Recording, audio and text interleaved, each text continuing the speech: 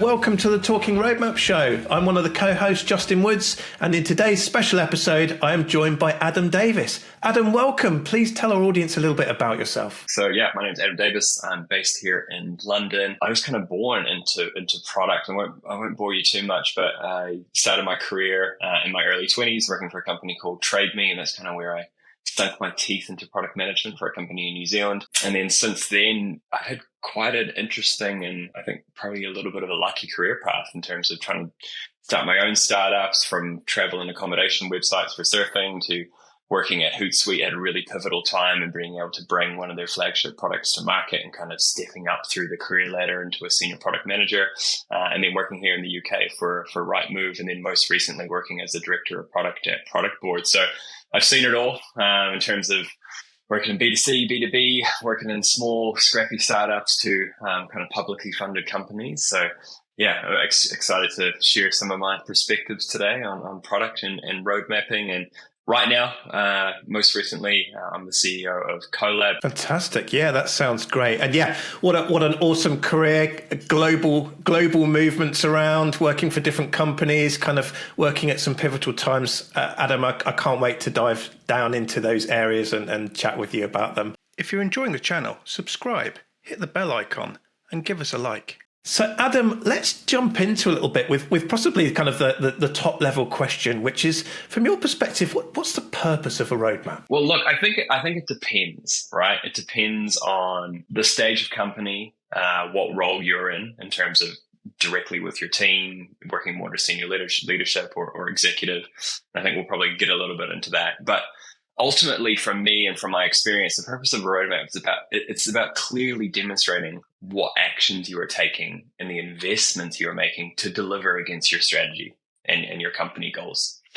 And in my experience and kind of how lots of product teams use them, it's about communicating what are those problems you're investing in and what you're not doing. So it's a really good conversation starter.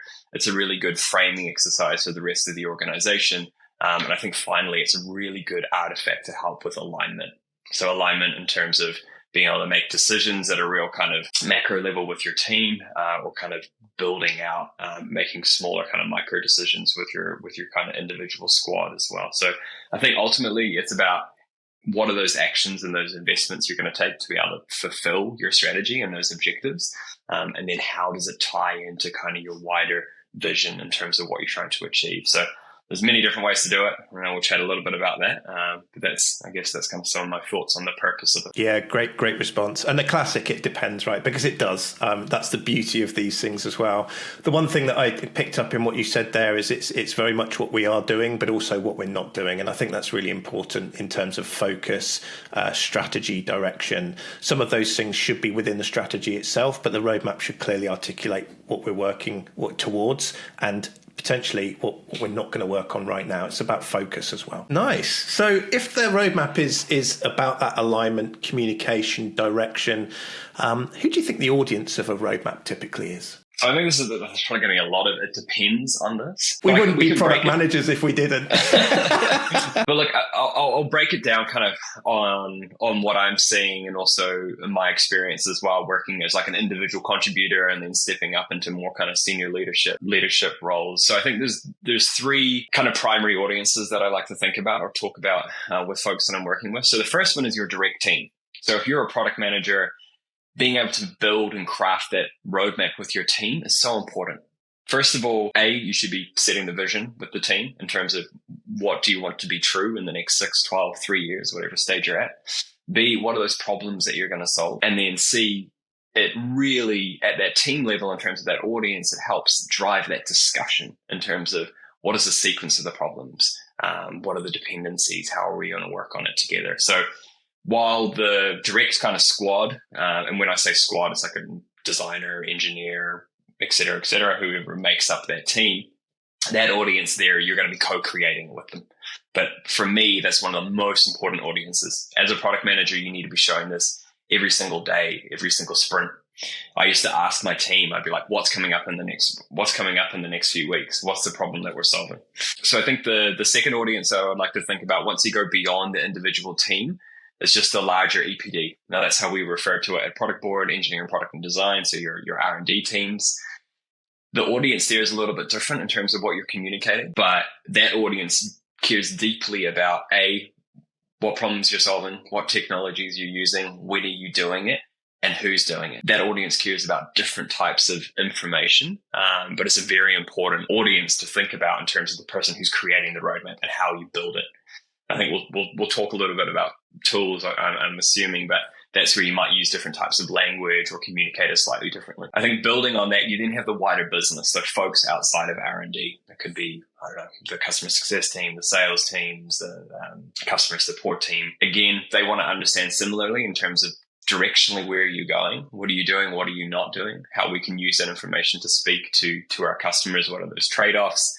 And then finally, exec or senior leadership. And I think for them, this is kind of the fourth, I guess, layer I would think about in terms of roadmaps. But for them, it's about understanding those core themes. What is that progress you're making towards our objectives? How does it really align to the business and company strategy? And then finally, what are those investments we're making at different levels? So when I previously have been working with my teams, we kind of think about those four different layers and always ensuring that you're connecting the objectives to the tactical work. But you're being really thoughtful about what levels of detail and how you communicate at each one of those levels. So it's a lot of work, but they're really important. And I think one of the key things I'll add to having like these four layers of roadmaps is you need to make sure that there's consistency there. Consistency. B, they clearly kind of align to the company goals, as we were saying before. And then finally, that you're not wasting time on these artifacts. Because I meet and speak with so many product people who are just putting their time in the wrong areas and they're spending hours updating roadmaps, even if they're using a tool. So I think that's one thing to bear in mind. Yeah, massively. What a well thought out answer, Adam. Thank you for that. So kind of the 3 to 4 different audiences, team, EPD, engineering, product and design, the wider business and the exec and leadership. And I think what I heard there is it's really important to consider each of those audiences and what they need, and then to tailor the views and the information you give them to make sure that they have what they need to make those decisions. So, but then that consistency across the piece, which ties it all in and gives us a single version of truth. That's a great response. Yeah, exactly. And that's just, it's such a key role of the product manager. And this is what makes it so difficult, but it's about, as the PM and as the team, making sure that there's shared ownership around creating the roadmap, but also getting feedback quickly on how you're positioning it, how you're talking about it. So as a product manager, that should be such a fundamental part of your job, because it's about keeping those micro commitments in terms of what you're trying to achieve and do and demonstrating that. But B, it builds that trust and that accountability with the rest of the folks. This is skipped a lot. It's talked a lot about on LinkedIn and blogs and stuff like that. But this is really how, in my experience, how you build trust, through really demonstrating what you're doing or not doing and then delivering on it. Yeah, that's a great take. So from that perspective, who owns and maintains a roadmap then? Does that sit within EPD or the team? Where do you think that should lie? Look, I think the reality is it generally sits with the product manager. I really feel like it should sit with the whole team. Like the best roadmaps in terms of well thought out, executed, ownership, autonomy, all that jazz, are when they're owned by the trio. So the engineer, the product, and the designer. And they all add their expertise to be able to build and execute on the roadmap. So I think that's ideal in terms of like a North Star of what we would want product teams to be able to operate in. And whenever I've worked in a really high functioning product team and been fortunate to work in one of those, you have that shared accountability. I think what we see a lot of the time, or what I see a lot of the time, is it's generally the PM who's responsible working with the engineering manager. So the engineering manager is there trying to figure out how many sprints it's going to take. Is it feasible? What's the sequencing? What are the dependencies? And then they'll kind of work together on it. So I think that's at an individual level. I think going up kind of one step from that, it would be certainly generally fit within like head of product, directors of product, group PMs. They'll be responsible for their portfolio area. And then that would then lead up into a VP of product. So I think at Productboard, as an example, our VP of product would kind of set the scene in terms of what we're doing for the year. And then at a director level, you would have each of your kind of portfolio or product areas, and you would be responsible for building, maintaining, and accountable for your specific roadmap based on the strategy that you've created for your area. But I think ultimately, the state you want to get to is that every team should be accountable and have the autonomy to create, build, and execute on the roadmap based on guidance that they're given at a strategic level. What a great response, and actually ties into a kind of the next logical question, really, which is what is the relationship of the roadmap to those strategic artifacts? So the vision, strategy, and objectives.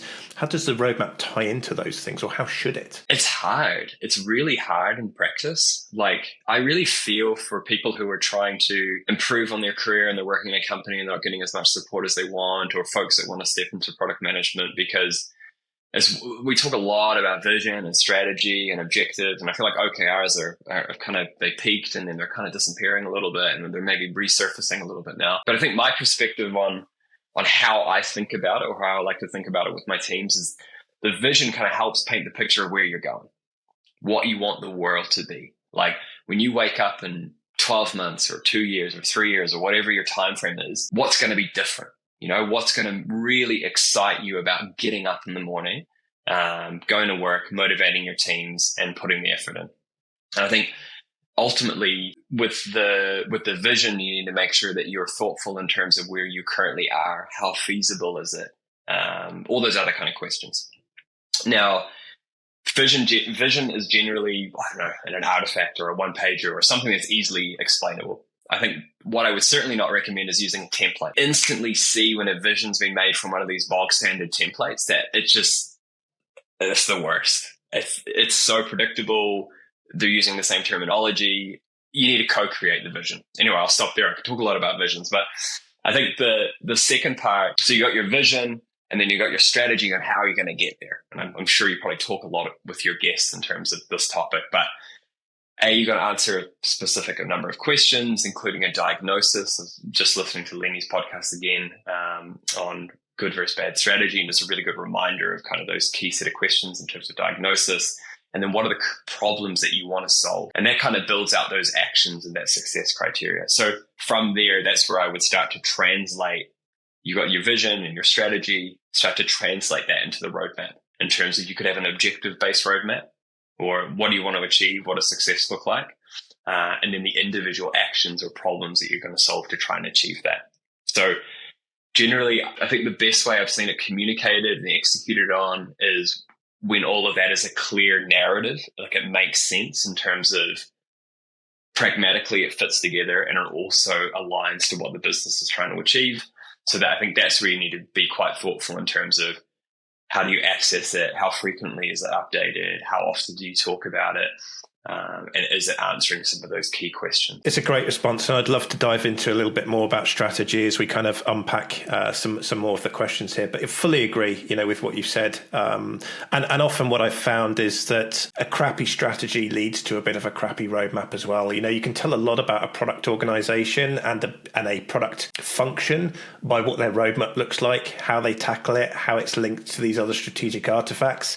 Often whether the roadmap has been given to them or they've been empowered to create it to solve the problems that really the things that they should have been given to solve. It's very telling. So I think that was a great response. And we'll talk about strategy a little bit later. Adam, what do we think some of the key elements or content of a roadmap should be? And can we tie in some of those strategic things and bring them on that roadmap with us? Yeah, I think it has to. And it goes back to what we were just speaking about in terms of the narrative. Like, it's a story that you're telling. Like, as a product manager, and this is a skill that I think is super important, but it's that entrepreneurial mindset. It's that storytelling. It's that ability to engage your team and the wider business, and including the company objectives or the market you're going after, or this type of information that your CEO might be speaking about at an all hands, or you might hear it in a webinar. All of that makes a big difference because it builds confidence in especially senior exec level in terms of what you're doing and understanding that the work you're doing in the roadmap connects to the broader vision. But I think just to go back to kind of answer your question in terms of some of those key elements. So I think for me, it boils down to a few things. Firstly, it depends on like what altitude you're working at. So if you're a product manager working with your team, which we've spoken about a number of times, you might have more detail and more nuances. You might have a link to a PRD, or you might have a set of user stories with acceptance criteria and design. So I think at that level, there's kind of some fundamentals that you need to include. I think going probably a little bit above that and thinking a little bit more holistically across R&D and the wider business, I think for me, it's really important to include the problem, being really crisp on that. Also not overdoing it and doing like having really complicated user stories, but just really focusing on the behavior that you want to change. And what is that difference that you want to make in the software to help grow the business? So I think the problem, the change of behavior that you want to see, and then how you're going to measure success. What does that look like? And the way I like to frame that, as I just mentioned, in terms of what is the behavior you want to see and what does that look like and how are we going to measure it? And that lens provides a really kind of easier way for the rest of the business to be able to consume it. Like, oh, okay, we want to make it easier for people to sign up. And in this sign up, people are going to, complete it in 30 seconds versus a minute. And what this should look like is we're going to have less people dropping out of the funnel. So being able to explain it in that way, I think makes a big difference. And then finally, this is something that I probably over-index on more than anything, but it's about how you're going to bring it to market. How are you going to launch it? Who are you going to collaborate with? What does that look like? Because I've worked with so many product teams, and I was at fault of this as well, especially if you're working for a larger organization that it's successful. They've got, some bread and butter products that are doing really well, and you're adding features to it and they're not really getting much traction. It's because they're not being thoughtful about how does it fit into the bigger picture? How are we going to launch it? How are we going to talk about it? So that's something that I really look for in terms of the roadmap, in terms of the details within the cards. I don't expect too much, but again, the story and some of these kind of fundamental parts that I just outlined. Yeah, great response. And I think picking up on that, the definition of done doesn't mean that we've just coded and the development has finished. It really should be, it's in the hands of the customers. They're using it. They're realizing the benefit from it. And I think what I have seen over the years and decades is that product management has got more and more focused on delivery and not enough around discovery, understanding the problems, and out the other end of that, benefits realization. Are we actually doing what we set out to do? And so, as you follow Lenny's podcast and as other people with the industry are talking about, Brian Chesky, for instance, from Airbnb, it's pushing that back up again. It's not just about deliver at all costs. It's about delivering the value. One of Pendo's reports that they did was around 80% to 90%. In fact, it varies slightly depending on how you read that source. 80 to 90% of features aren't used. And so it becomes even more important for product managers to seek out that value, to seek out the problems that need to be solved, and to save the development teams from the waste that they're ultimately generating by just being feature factories. No, I completely agree. And we've seen a big shift of that, especially over the last 6 to 12 months. And I think we're going to see more of it this year in terms of PMs being far more accountable to the business. And what that means is actually delivering stuff that moves the needle, or you're learning really quickly so that you can figure out what to prioritize quicker next. And I'm hoping we see more of a shift to roadmaps where we're really talking about what are we discovering or not discovering? What is information that we have internally or not? And it's all about it's just speed. Like speed trumps ideas. The faster you go, the more you're going to learn. So I think that's an important element to include in roadmaps. How you visualize all of that, I think that's a little bit tricky. It is, but I think the multiple levels, we often get the roadmap and the delivery plan get conflated. So I think separating those out into maybe the 4 different audiences that you talked about before, serving them up the information that's specific to them and is what they need to see, balancing that without oversharing and overcommitment, which can obviously be a problem in and of itself. And I think actually that leads on to a question for you, which is, with those different levels in mind, do you have a preferred way to visualize and style a roadmap? And does it depend on the audience as to how you might visualize that roadmap? 100%. Yeah, it completely depends on the audience. I think for me, one thing I always do is as soon as we've got a roadmap, if just say it's a quarterly roadmap for, 2024, I'll go and chat with customers about it as soon as I can, even before speaking with some stakeholders, because especially at risk or ones that have just signed with us or existing, I'll always canvas to get a sense of, do they understand what we're saying? Does it land well? What are we missing? Because they know, right? They've got their finger on the pulse and they're using it every single day. And I think a lot of PMs forget that, and they probably over-index too much on people internally who might not even use the tool. And that happens a lot of the time. But I think in terms of preferred way to visualize and style, I don't really mind. I think, again, it depends. Generally, more senior folks want to understand kind of how things fit together in the broader picture. So perhaps a Kanban may work better for that, or I don't know, a broader timeline with milestones versus, say, if we're to go down a level, like in the middle level, if we're thinking about kind of R&D teams, for them, like more of a timeline roadmap with dependencies, being able to easily visualize things and understand that might be really important. So I think the most important thing is to get feedback from who you're working with in terms of what they want to see. And this comes out in the workshops and the discussions that you're doing and the quarterly planning and the yearly planning and that type of jazz.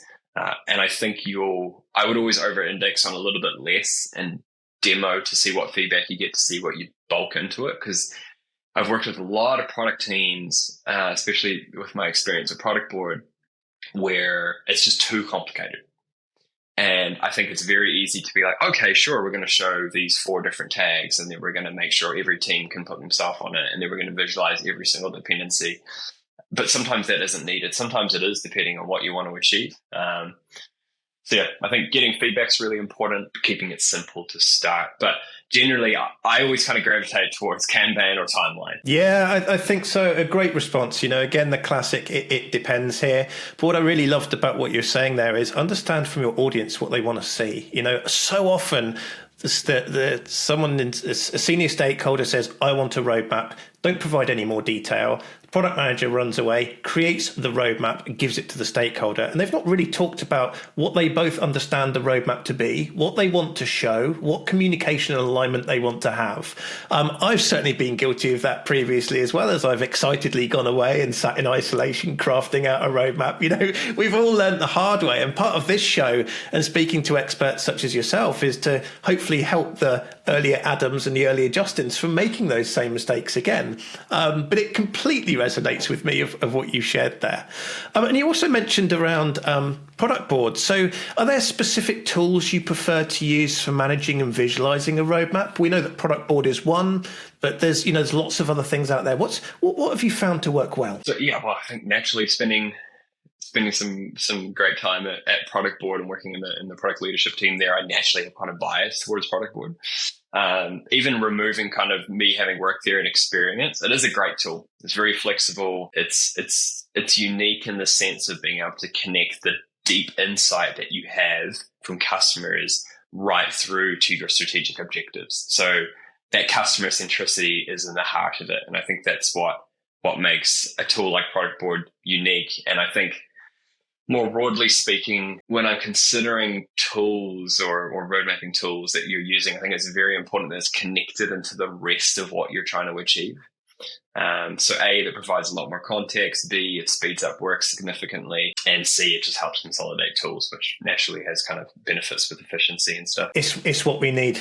Yeah, I think we were talking earlier and maybe before we started recording actually around the efficiencies of these things. And, it's, yes, updating the roadmap can take a lot of time. So sometimes is the roadmap at the right level if it's taking a lot of time, and it's also communicating the right things that we should be looking at. So for instance, if you've got a delivery plan that's 12 months long, of course you're going to be updating the roadmap constantly. If you have a roadmap of now next later that's looking at the problems you want to solve over the next half year, that's less likely to change so often because you're not in the solution space, you're in the problem space. So I think there's, we see these different challenges there, but using these different tools, absolutely, especially when you want to have a single version of the truth, but multiple views, that's where tools like Productboard can really play a part in that for those efficiencies. Yeah, exactly. And that's it. That's the nail on the head. It's the single source of truth. It's about rallying everyone behind what investments you're making and making it self-serving, right? Like we still predominantly live in a world where a lot of roadmaps and backlogs and things are in spreadsheets.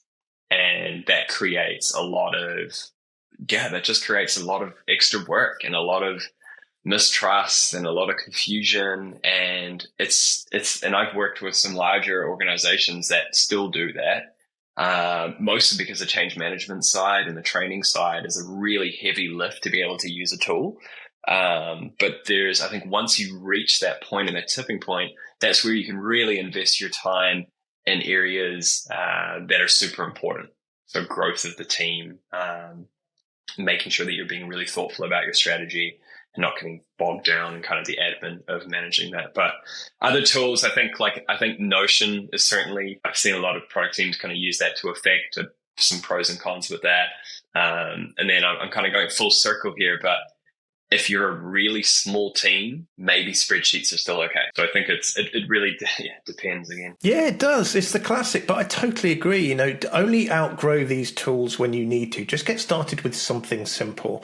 If Trello works, if Miro works, if a spreadsheet works, that's great until you outgrow them. Coming from the other side, I've seen some people, try and get the best off-the-shelf road mapping tool at the time and then become completely overwhelmed with what it offers them, and it slowed them down the other side. So I'm a big proponent of that, which is, find the right tool, product manage your road mapping tools, go and do some discovery, try them out a little bit, see what works. It makes so much sense. Let's talk about the good and bad of road mapping. And we've picked up, so you've shared us some golden nuggets already, Adam, but I'm wondering what you consider to be a best practice in road mapping. And maybe I'll seed that a little bit with, I love the fact that you've already shared the different levels and the different fidelity there. So would that be your one top tip to take away, or would you add anything else as a road mapping best practice? Yeah, I think the fidelity is really important. Having a shared understanding of taxonomy and how teams talk about it is also super important. It's not something we've spoken a lot about today, but I've spent a lot of time with teams just make sure that they have a shared understanding of what an initiative is, what an objective is, what a feature is, what a sub-feature is. So I think taxonomy, having a shared understanding of that, having a shared understanding of process to build the roadmaps and consistency. I'm not the biggest lover of consistency, but it's important, especially if you've got larger teams. It just cuts down a lot of noise and unnecessary work. The only thing I would add, which we've spoken about, is just most roadmaps aren't consumed. They go to waste. So if you're going to do it, keep it simple, get feedback on it, and make sure you're doing it to the right level. Yeah. And to that point, just to take one step further, why do you think that's the case? Why do you think roadmaps aren't consumed? And I'll add some thoughts in here as well, so I'm not putting you on the spot. But when have you seen that happen? I think a lot of the time, they're just not communicated properly. So they're not communicated through the right channels. Like there could be an instance where the product team develops one, they're not quite in line with product marketing. Product marketing isn't excited about it. They're not going to help try and push it at the next all hands or the next demo. So I think not going through the right channels and getting that buy-in early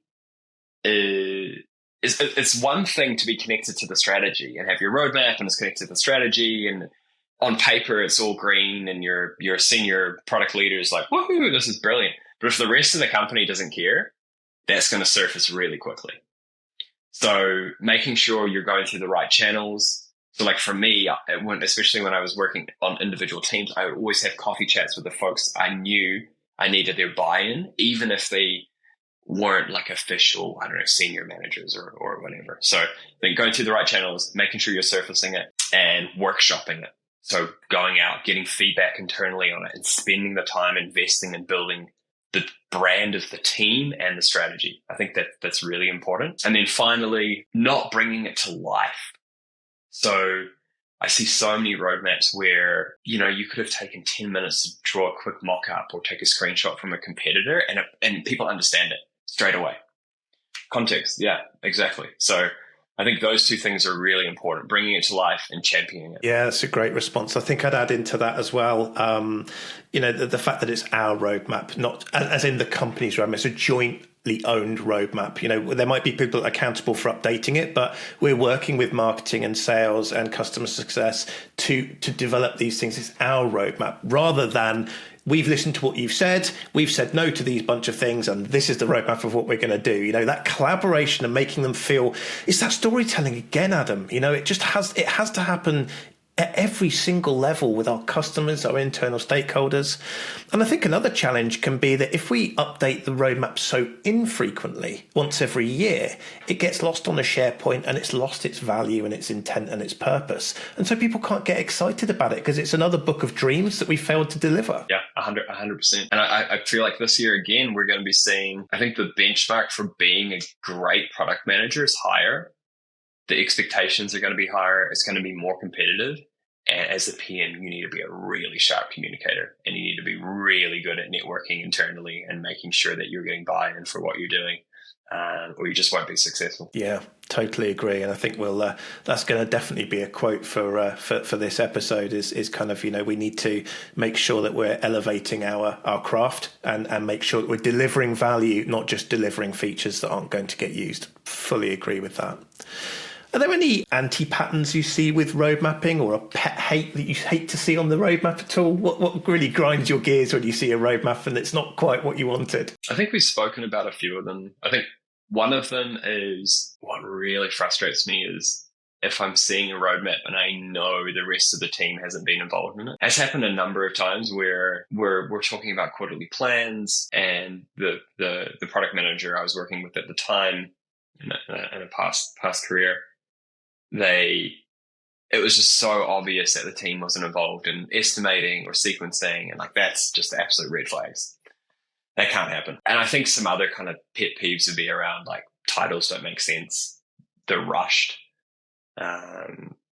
It's amazing. It's kind of like an iceberg where PMs and teams forget that they're working on all the stuff below the line in the ocean, and they all this busy work and all these meetings and all this stuff going on. And then they'll spend like 20 minutes trying to think about how to communicate it and talk about it right at the tip. And no one has a clue what's going on. So the titles, descriptions are confusing. There's no clear narrative of story.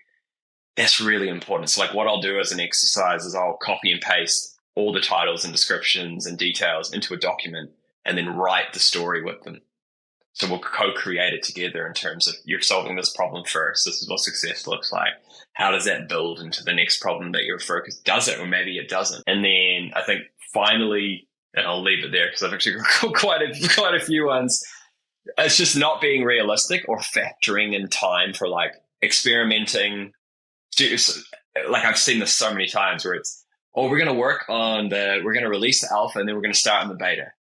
You're going to start on the beta the day after you've released the alpha, even though you don't even know the results of what the alpha is. And that happens everywhere. So I think that kills me, not being realistic about the timing. And that's an experience thing, and it comes over time as well. So I think that's where really strong product leadership can help kind of coach and work through that. Yeah, superb guidance. And I think some of that is to encourage product managers to be a bit more transparent around some of the activities, the peripheral activities that they're working on, rather than just delivery.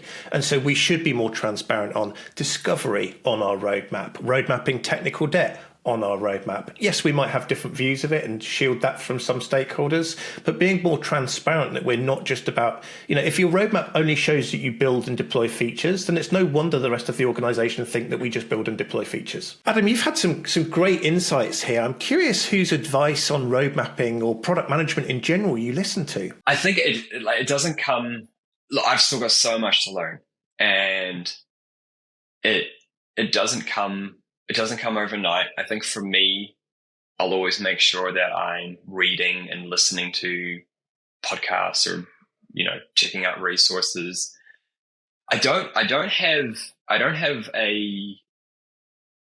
like a set of people that I look for in terms of road mapping, but I think the best guidance that I've got throughout my career is just working closely with stakeholders and counterparts, building roadmaps and listening to customers. And I think over time, you start to get an understanding of what resonates well with customers in terms of how you communicate it, depending on what type of customer there are. And then the same goes internally in terms of how you should be talking and collaborating or pitching it with the sales team or a marketing team. So I think on reflection, the people I've worked with have actually really helped me develop how I think about roadmaps and what works well. Because that's where you can start to develop some ingredients that you can kind of place and put into other contexts. That's such an inspired answer. And thank you for that sort of thoughtful take on that. I fully agree. If a roadmap is around communication and alignment, it doesn't necessarily matter what the roadmap looks like as long as it is communicating and aligning. And so tailoring it for those audiences in a way that resonates with them, I think is in some ways why some road mapping templates don't really land within organizations, because the organization's not ready for that type of a road mapping approach or template.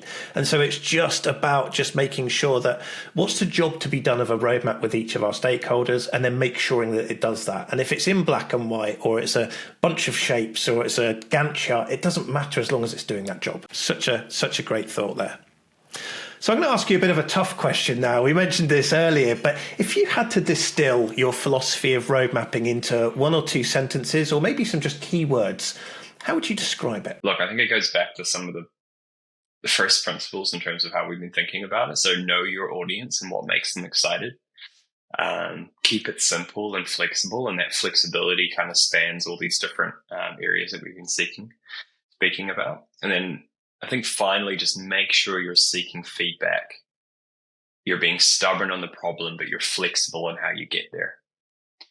So probably a little bit more than two sentences, but I think that audience getting feedback and just being flexible is really important. Yeah, it's a hard question. I know when I've my co-host Phil and I asked that question of ourselves, and it's a tough one, but I love the fact that it kind of distills. I think you did a great job there. It picked up on some common threads that you shared with us previously, so there was nothing new there, but it succinctly told us about those 2-3 elements that you think a roadmap is, philosophy of road mapping there. Adam, I want to come to you a little bit more and just give you an opportunity to share what it is that you do with our audience. So you mentioned Colab. I can see you're proudly wearing it on your t-shirt. There's there as well. Tell us a little bit about yourself, how people can get in contact with you. I think as we've seen in this conversation, product management is hard. There's a lot of nuance to it. There's a lot of advice out there, and the context matters massively. And I think one thing I've certainly realized and reflected on in my career is that it's the people you meet, the connections, the knowledge you share that kind of stands out beyond everything. But one of the reasons we created Colab is we really want to be that product team that you don't have at work. Because a lot of product people are quite isolated. They don't feel like potentially the confidence to ask their manager or their peers specific questions about the craft or their approach, or have these types of questions. So that's why we created Colab. So we're an educational startup, really with a mission to help champion your growth from day one. So as soon as you join, no matter what your experience is, we want to help you kind of achieve those goals by connecting you with like-minded people. So what we do is we do cohort-based learning, where we help kind of individuals reach kind of their personal and professional growth goals. But we also help support companies with like bespoke product training to level up their product practice. So we're founders. So I'm one of the founders and CEO. I've got two co-founders, Toby and Lucas. We've got a fantastic team with us as well. We're all product people. We're all building day in, day out. And we really want to make sure that the knowledge we're sharing, the small groups and learning programs we're creating are the most impactful. Because I think, just to round it off, I am, and I still am, dissatisfied with how product management and product knowledge is shared and communicated and taught. And we really want to change that by having these types of conversations. So you can reach out to me on LinkedIn, Adam Davis, NZ. I think that's probably the best way. Or you can check out a little bit more about Colab at colabcohorts.com as well. And we launched in London last year. So we've got a couple of things happening over the next few weeks. Superb. Well, congratulations, firstly. I think that's phenomenal news. I love that the fact that you felt your mission to do this after seeing it. I certainly can appreciate that. I've been a product manager that just found the trade, found the craft, and then learned on the job.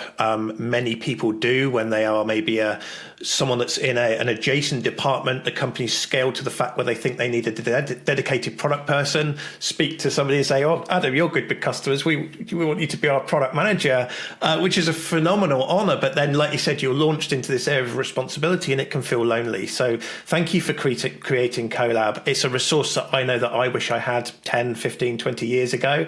But I'm grateful that it is available now, and other people can find it too. So we'll be sure to put links down there in the description. description. If you're listening on the podcast, then please go to talkingroadmaps.com and we'll share those links with you as well. And of course, as Adam mentioned, see if you can find him on LinkedIn as well, where he'd be happy to help and engage with you. Adam, thank you so much. It's been an absolute pleasure talking with you today. I just wanted to remind our audience that hopefully you've really enjoyed today's discussion. If it's your first time with us, then welcome. If it's your another time that you've come back, then welcome back. As you know, we're the Talking Roadmaps channel that talks about everything road mapping with product experts, practitioners and tooling vendors, of which Adam is many of those as well. Please do share and like and subscribe to the channel. All of that helps us to grow. And if you'd like to sit where Adam is today, then do get in touch. We always love to have special guests on the show. But from other than that, Adam, it just leaves me to say thank you so much for joining us and sharing your expertise with our audience. Great. Thanks, Justin. Really enjoyed it. Cheers.